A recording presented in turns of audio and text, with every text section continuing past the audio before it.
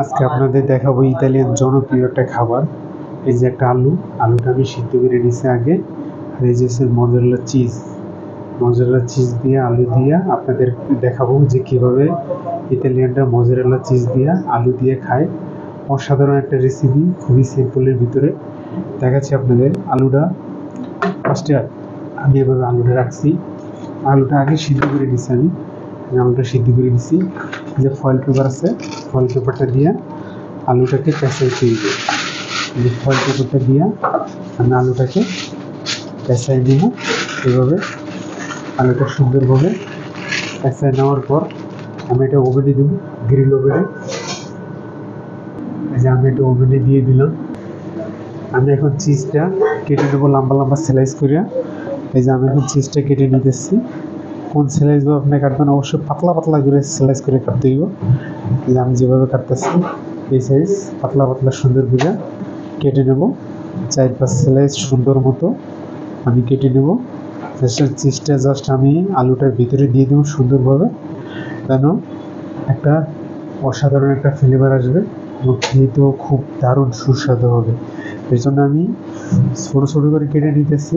নিজেই সাইজ সুন্দর করে, ঠিক বেশি লাগবো না, জাস্ট আমার এতটুকু হয়ে যাবে। এখানে যে আমি সুন্দর মতো কেটে দিচ্ছি।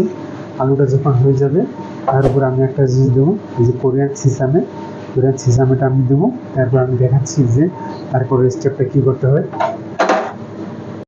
কতটা গরম হচ্ছে আমি দেখাচ্ছি এখন, কতটা গরম হয়েছে একটু দেখাই আপনাদের। এখন অনেক গরম হয়েছে, ধরা যাইতেছে না, এতটা গরম, খুবই প্রচণ্ড গরম হয়েছে।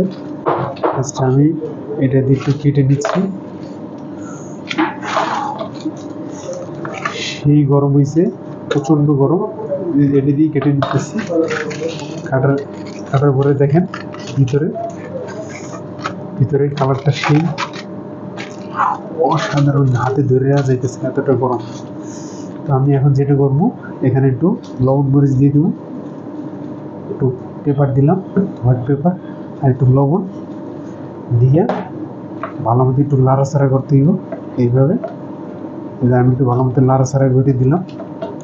দেওয়ার পরে আমি এখানে যেটা করবো, একটু দেবো কোরিয়ান মরিচ আর কি, কোরিয়ান মরিচটা আমি একটু ভিতরে দিয়ে দেবো। ভিতরে দেওয়ার পরে এখানে যে চিজটা বেশি করে চিজ দেবো।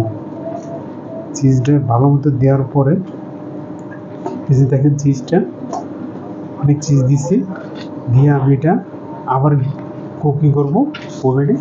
এই যে চিজ দিচ্ছি, ইচ্ছা মতো চিজ দিচ্ছি, চিজ দিয়ে নেবে। এই যে আলুটা এরকম হয়েছে ওভেনে দেওয়ার পরে। এই যে ওভেনে দেওয়ার পরে দেখেন আলুটা আমার এরকম হয়েছে। এরকমভাবে মিক্স করতে হবে আলুটা সুন্দরভাবে। মিক্স করার পরে আমি এখানে সসটা